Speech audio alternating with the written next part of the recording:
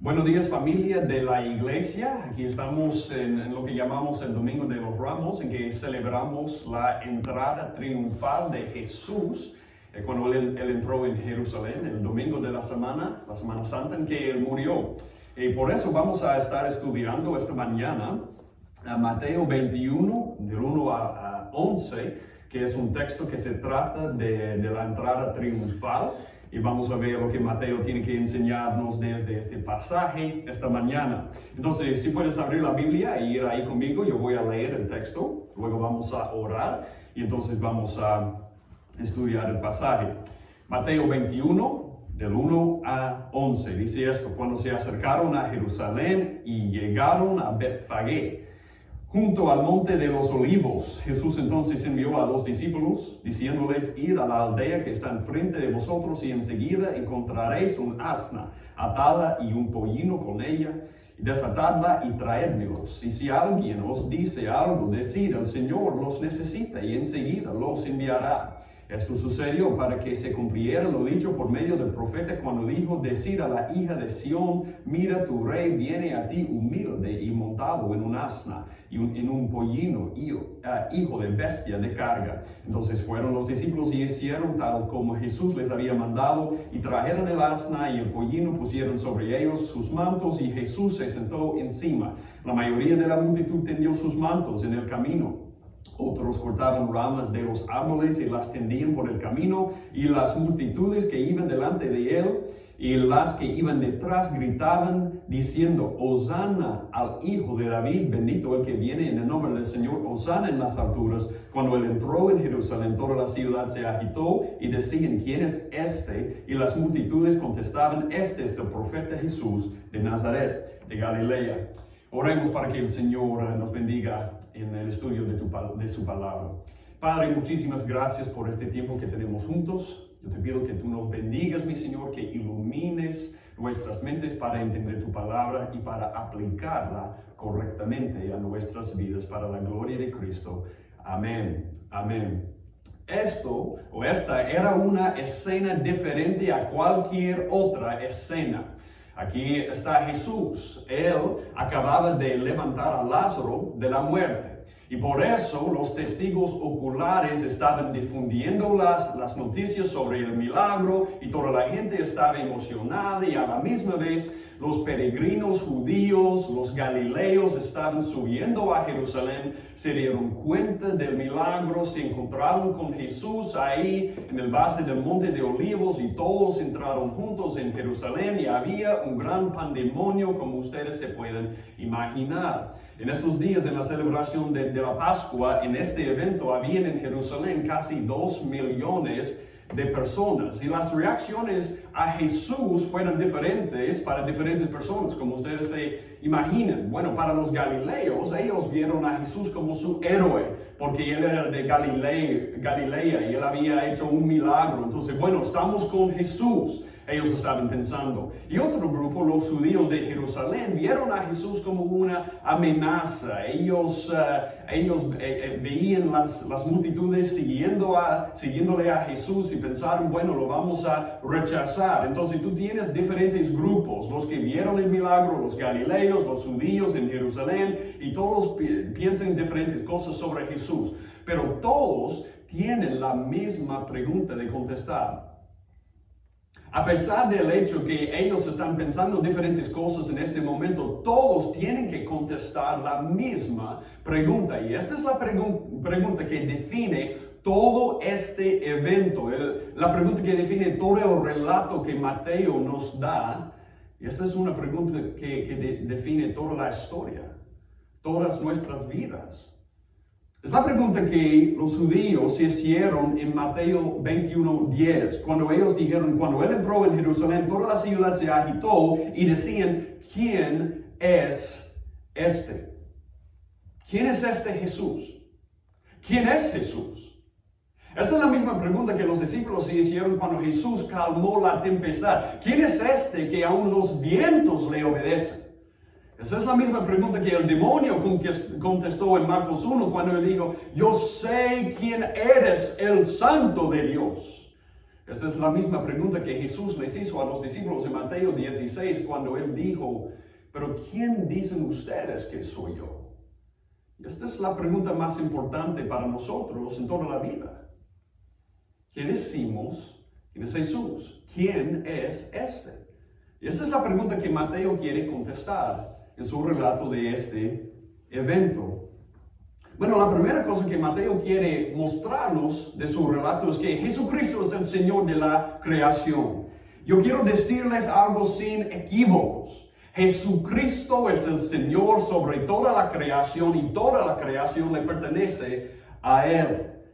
La creación le pertenece a Él porque Él lo creó. Dice Juan 1:3, todas las cosas fueron hechas por medio de Él y sin Él nada de lo que ha sido hecho fue hecho. Todo lo que le pertenece a Él, no solamente porque Él es el creador, pero porque Él es el heredero legítimo de la creación. Hebreos 1:1-2 dice, Dios habiendo hablado hace mucho tiempo en muchas ocasiones y de muchas maneras a los padres por los profetas y en estos últimos días nos ha hablado por su Hijo, a quien constituyó heredero de todas las cosas por medio de quien hizo también el universo. Él es el heredero legítimo de todo el universo. Y por eso Juan dijo que cuando Jesucristo vino, Él vino a lo suyo, porque todo pertenece a Él. Juan 1:11, y por esa razón un teólogo de hace un siglo, Abraham Kuyper, dijo, no hay una pulgada cuadrada en todo el dominio de nuestra existencia humana sobre la cual Cristo, que es soberano sobre todo, no clama mío. Todo pertenece a Él. Tal vez estás pensando, pero ¿qué tiene que ver esto con este texto? Bueno, ¿notaste cómo Jesús hablaba sobre la creación en este texto? Parece que este es un énfasis de Mateo aquí. Mira Mateo 21:1-3. Tú tienes Jesús y Él está entrando en Jerusalén. Él ha llegado a Betfagé junto al monte de los olivos y esta es su instrucción a los discípulos. Ir a la aldea que está enfrente de vosotros y enseguida encontraréis un asna atada y un pollino con ella, desatadla y traédmelos. Y si alguien os dice algo, decid, el Señor los necesita y enseguida los enviará. Bueno, humanamente hablando, este asna y este pollino no le pertenecían a Jesús, pero como Señor sobre toda la creación, todo le pertenece a Jesús, y cuando Él tiene una necesidad de su creación para cumplir con sus propósitos, la creación le obedece. Eso es lo que vemos, por ejemplo, de nuevo, cuando los discípulos estaban en medio de la tempestad y Jesús lo calmó por completo, y ellos dijeron, aún los vientos y el mar y la tempestad le obedecen. Cuando Jesús tiene necesidad de algo que Él ha creado para cumplir con su propósito, la creación le obedece. Y bueno, esa es la razón por la que vemos lo que Pablo dijo en Colosenses 1:6, un pasaje que hemos leído mucho en nuestra serie en Colosenses, porque en Él fueron creadas todas las cosas, tanto en los cielos como en la tierra, visibles y invisibles, ya sean tronos o dominios o poderes o autoridades, todo ha sido creado por medio de Él. Y mira esto, para Él, para su gloria, para sus propósitos, para cumplir con sus planes. Y esto es aún más interesante cuando leemos el cuento, el relato paralelo de este evento en Marcos 11, cuando él escribió sobre la entrada triunfal, y él dijo esto, y les dijo, Marcos 11:2, id a la aldea enfrente de vosotros y tan pronto como entréis en ella encontraréis un pollino atado en el cual nadie se ha montado todavía. Desatarlo y traerlo. Bueno, ustedes se pueden imaginar cómo o lo que sucedería si tú te montaras en un pollino que nunca se ha montado por nadie. Nada bueno. Pero, ¿qué pasa cuando Jesús se sentó por encima de este pollino sobre lo cual nadie se había montado antes? Bueno, ese pollino obedeció porque ¿quién estaba por encima? El Señor de la creación. Ese pollino cumplió con el propósito del Señor y llevó a Jesús a Jerusalén. Bueno, por eso vemos también en Salmo 8, 6 a 8, hablando de Jesús como la imagen de Dios aquí en la tierra, que cumplió con reflejar la gloria de Dios y su dominio sobre toda la creación. Salmo 8 dice, tú le haces señorear sobre las obras de tus manos, todo lo has puesto bajo sus pies, ovejas y bueyes, todos ellos, y también las bestias del campo, las aves de los cielos, los peces del mar, cuanto atraviesa las sendas de los mares. Bueno, Él es el Señor de la creación. Y aún más cuando leemos, por ejemplo, el relato de este mismo evento, la entrada triunfal en Lucas 19, eso es lo que encontramos. Entonces algunos de los fariseos de entre la multitud le dijeron, Maestro, reprende a tus discípulos. Y respondiendo, Él dijo, os digo que si estos callan, si mis discípulos no me alaban, mira lo que dice, las piedras clamarán. Bueno, ¿qué vemos en Jesús? Demonios le obedecen, el mar le obedece, los vientos le obedecen, el pollino le obedece, el asna le obedece, también las piedras van a clamar. ¿Por qué? Porque la creación reconoce cuando se aparece el Señor de la creación y Jesús es el Señor. Interesante. ¿Quién es este? Jesucristo es el Señor de la creación. ¿Quién es este? Mateo quiere mostrarnos también que Jesucristo es el humilde Salvador. ¿No es interesante notar cómo, dado lo que acabamos de leer sobre Jesús como el Señor de la creación, ¿no es interesante ver cómo Él entró en Jerusalén? Bueno, imagínate, el Señor de la creación y Él con intención, con propósito, selecciona un pollino para llevarlo a Jerusalén como su entrada triunfal. Imagínate, los discípulos no hicieron eso por su propia cuenta, ellos hicieron eso según el mandato de Jesús. Él hizo esto a propósito, no un caballo, un pollino. Y debemos recordar lo que un comentario dijo, esto no era la forma normal en que llegaban los reyes, ya que generalmente venían como conquistadores a caballo. Bueno, sentarte sobre un pollino, montarte en un pollino era una señal de humildad. Y esto es exactamente el punto. Él hizo esto como un siervo obediente para cumplir con el propósito que su Padre le había dado desde la eternidad pasada, para humillarse a sí mismo. Y eso es lo que encontramos en Mateo 21, 4. Mira lo que dice. Esto sucedió para que se cumpliera lo dicho por medio del profeta Zacarías, cuando dijo, decid a la hija de Sión, mira tu rey viene a ti humilde y montado en un asna y en un pollino, hijo de bestia de carga. Cuando Jesús se sentó sobre este pollino, Él estaba tomando el lugar reservado para Él desde la eternidad pasada por su Padre. Esto fue el único trono que Jesús encontró aquí en la tierra. Imagínate la diferencia. Jesús sentado en su trono desde la eternidad pasada se encarnó y el único trono que Él tiene es sobre un pollino que conlleva la idea de humildad. Esto me recuerda de Filipenses 2, 6 a 8, cuando Pablo escribió acerca de él, el cual, aunque existía en forma de Dios, no consideró el ser igual a Dios como algo a que aferrarse, sino que despojó a sí mismo, tomando forma de siervo, haciéndose semejante a los hombres y hallándose en forma de hombre, se humilló a sí mismo, haciéndose obediente hasta la muerte y muerte de cruz. Eso es lo que significa este lugar sobre este pollino. Humildad. Obediencia hasta la muerte. Aceptando, esto es un símbolo de Jesús, aceptando su rol, su propósito que Dios le dio desde la eternidad pasada. Y es interesante también notar quién lo puso a Jesús ahí sobre ese pollino. Bueno, sabemos en última instancia, a final de cuentas, que fue Dios. Él estuvo ahí en ese lugar de humildad por causa de la voluntad de Dios. Pero también mira lo que Lucas 19:35 dice acerca de Jesús y quién lo puso ahí. Lucas 19:35, en el relato paralelo de este evento. Y lo trajeron a Jesús, hablando de los discípulos, y echando sus mantos sobre el pollino, pusieron a Jesús sobre él. ¿Quién lo puso a Jesús sobre el pollino? Sus discípulos. Y yo creo que eso es una imagen para recordarnos de que Jesús estuvo en el lugar de humildad y obediencia hasta la muerte por causa de nosotros.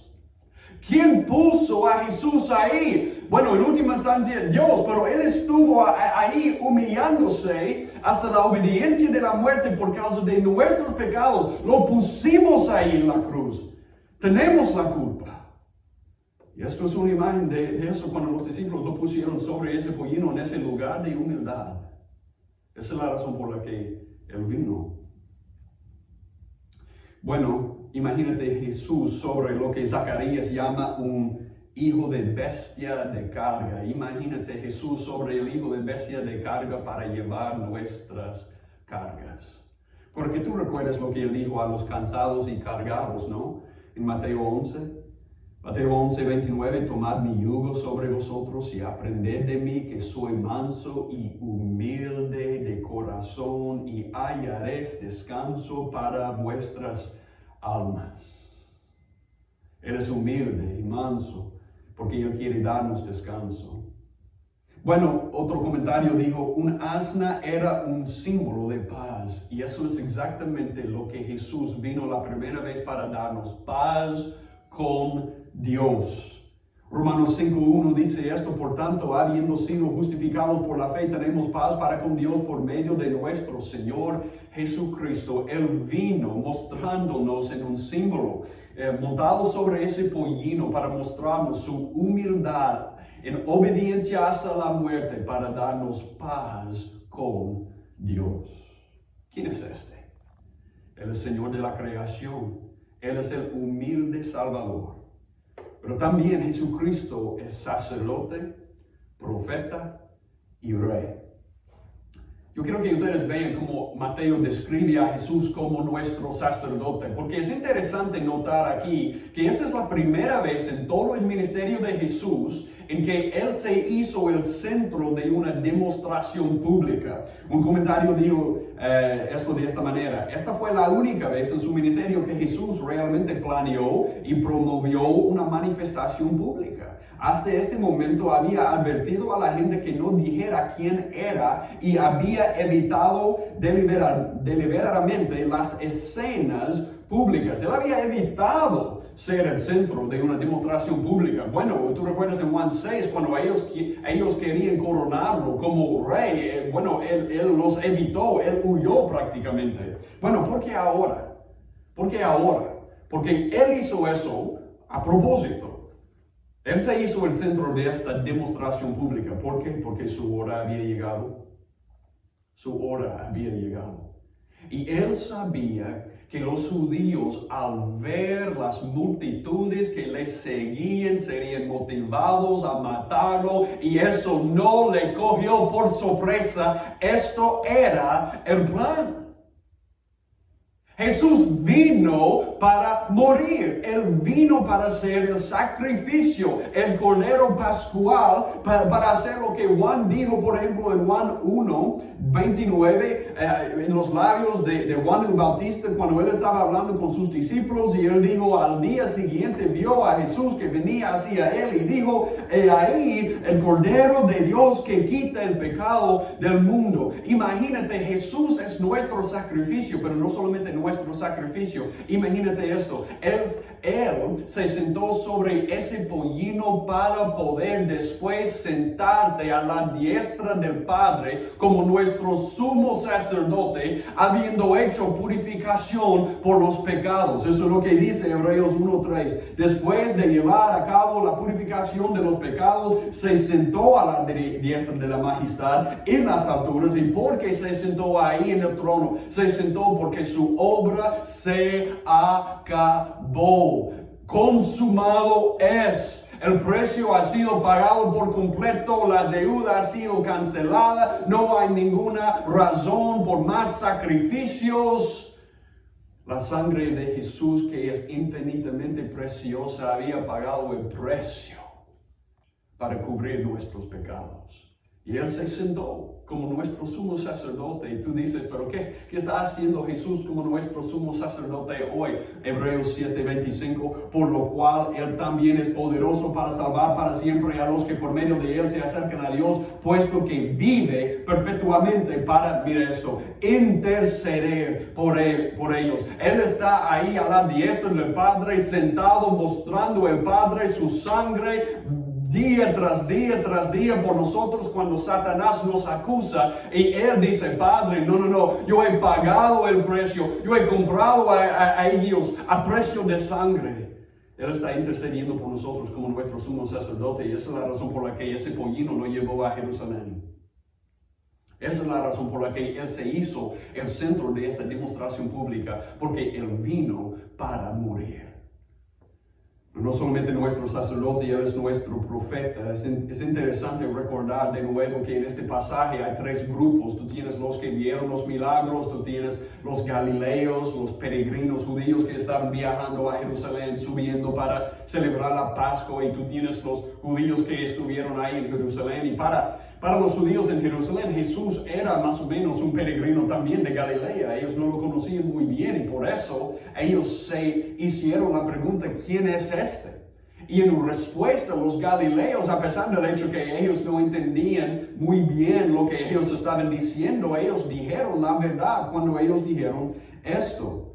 Las multitudes contestaban, este es el profeta Jesús de Nazaret de Galilea. ¿Quién es este? Él es el profeta que ustedes han estado esperando por siglos, porque desde Moisés, ellos habían estado esperando un profeta como Moisés que Dios iba a levantar, y a él ellos oirán o iban a oír. Moisés en Deuteronomio 18, antes de morir, él dijo esto al pueblo de Israel, un profeta de en medio de ti, de tus hermanos como yo, te levantará el Señor tu Dios, y a él oiréis. A él oiréis. Bueno, y ellos habían estado por siglos y siglos y siglos y siglos por este hombre que Dios iba a levantar, el profeta de Dios que les iba a traer la palabra de Dios. Y ustedes recuerdan lo que Dios dijo sobre Jesús en el monte de transfiguración en Mateo 17. Mira, cuando Jesús se transfiguró y Él resplandeció con la gloria de Dios, y Dios dijo esto desde el cielo, este es mi Hijo amado en quien me he complacido. Mira esto, a Él oíd. A Él oír. Esto es Dios diciendo, Él es el profeta que yo había prometido en el Antiguo Testamento. Ahora ha venido a ustedes Dios en carne, dándole la revelación por excelencia de Dios. Jesús es el profeta. Él nos revela la palabra de Dios porque Él es la palabra de Dios.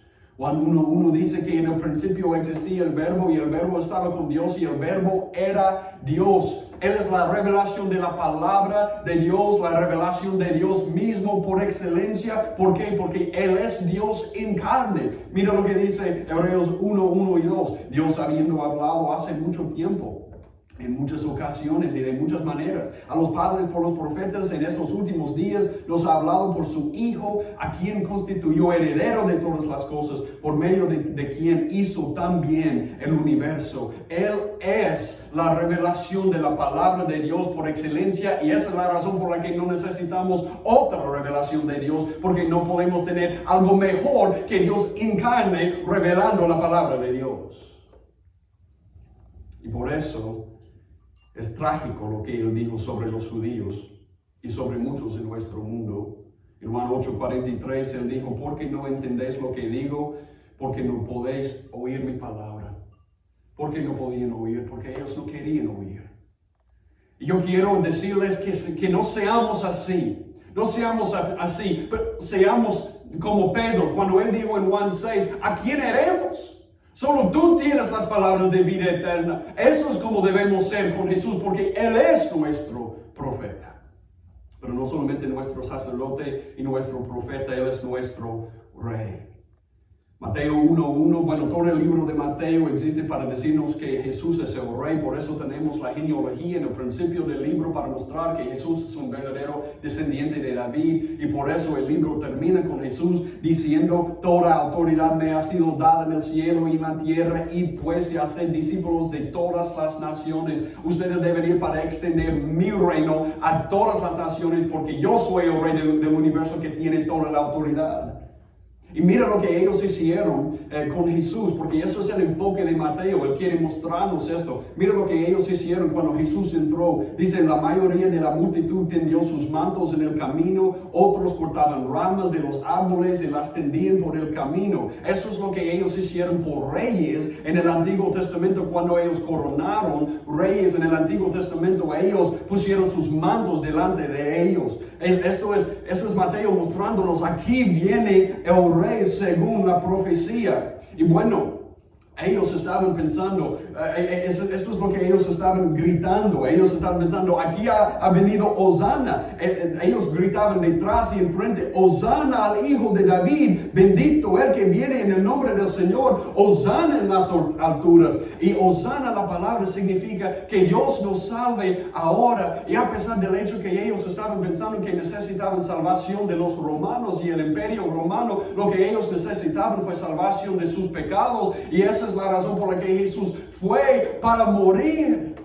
Y cuando él murió y resucitó de la tumba, sabemos que Él venció el pecado y la muerte y la tumba y Satanás. Y por eso, como cristianos, cantamos 1 Corintios 15:55. ¿Dónde está, oh muerte, tu victoria? ¿Dónde, oh sepulcro, tu aguijón? Y esa es la razón por la que Dios lo exaltó hasta lo sumo y le confirió el nombre que es sobre todo nombre, para que al nombre de Jesús se doble toda rodilla de los que están en el cielo y en la tierra y debajo de la tierra, y toda lengua confiese que Jesucristo es Señor, para gloria de Dios Padre. Dios lo ha coronado como rey por causa de lo que Él sufrió. Y cuando Él cumplió su obra de redención, Él se sentó ahí, no solamente como sumo sacerdote, no solamente como el profeta, sino como el rey al lado de Dios. Y un día vamos a ver lo que ellos anhelaban ver, porque en Apocalipsis 19 vemos esto: y vi el cielo abierto, y he aquí un caballo blanco, en el que lo montaba se llama Fiel y Verdadero, y con justicia juzga y hace la guerra. Sus ojos son una llama de fuego, y sobre su cabeza hay muchas diademas.